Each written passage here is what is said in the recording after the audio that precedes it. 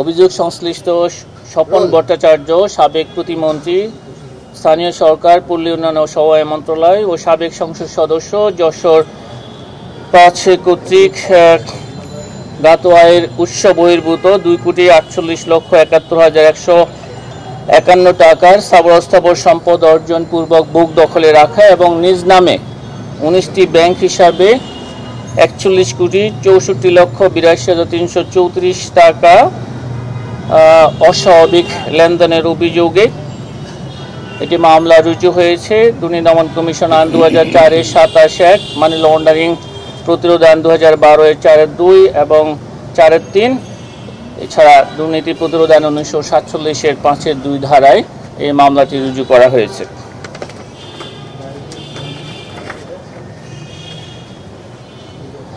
অভিযোগ সংশ্লিষ্ট তন্দ্রা ভট্টাচার্য, স্বামী স্বপন ভট্টাচার্য, সাবেক প্রতিমন্ত্রী, স্থানীয় সরকার, পল্লী উন্নয়ন ও সমবায় মন্ত্রণালয়, সাবেক সংসদ সদস্য, যশোর ৫।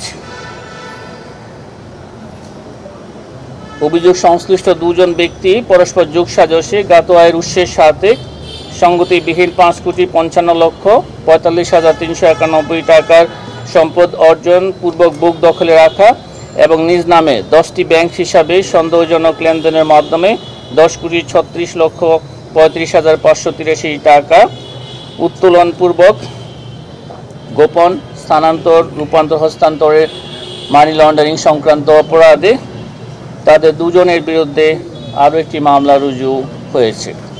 অভিযোগ সংশ্লিষ্ট ডাক্তার মোহাম্মদ মনসুর রহমান, সাবেক সংসদ সদস্য, রাজশাহী ৫ কর্তৃক ৩,৬০,৩৪,৪৯২ টাকা মূল্যের জ্ঞাত আয়ের উৎস বহির্ভূত সম্পদ অর্জন এবং 3টি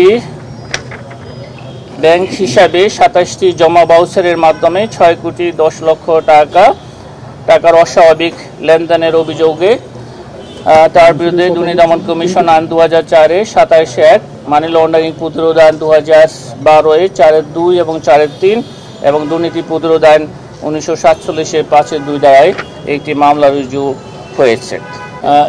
এই ধরনের কোনো সিদ্ধান্তের বিষয়ে আমার জানা নেই। আমরা এই বিষয়ে কোনো সিদ্ধান্ত হলে নিশ্চয়ই আপনারা জানতে পারবেন। পদ্মা সেতু কি কোনো সিদ্ধান্ত হয়েছে কিনা এটা কি জানা আছে কিনা আপনার?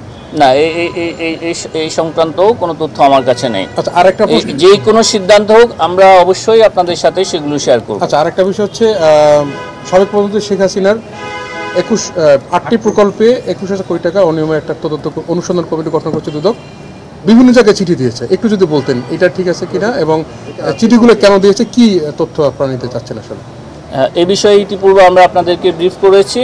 এটা অনুসন্ধান কমিটি গঠন করা হয়েছে এবং অনুসন্ধান দলের সদস্যরা দালিলিক প্রমাণাদি সংগ্রহের জন্য বিভিন্ন দপ্তরে পত্র লিখছেন। এটা তাদের অনুসন্ধান কাজের অংশ। আচ্ছা, পত্রগুলো পাওয়ার পরে মানে জবাব পাওয়ার পরে কি করে সাধারণত এই অনুসন্ধান কাজে কি কাজে ব্যবহার হয়? এটা আপনারা সবাই জানেন, যারা এই দুদকে বিটে যারা কাজ করেন, অনুসন্ধান সংক্রান্ত তথ্যাদি পাওয়ার পরে এগুলি পর্যালোচনা করবেন তারা এবং এটার সাথে অভিযোগ প্রমাণের সহায়ক এবং অভিযোগ সংশ্লিষ্ট যারা থাকবেন তাদের সবাইকে তাদের কাছে জিজ্ঞাসাবাদ করা হবে। দুপক্ষকে অভিযোগ প্রমাণের সহায়ক এবং অভিযোগ সংশ্লিষ্ট যারা থাকবেন তাদেরকে এই বিষয়ে জিজ্ঞাসাবাদ করা হবে। বছর শেষের খুশি নগদে হবে বেশি। নগদ পেমেন্টে নির্দিষ্ট ক্যাটাগরির কেনাকাটায় ৩০০ টাকা পর্যন্ত ক্যাশব্যাক।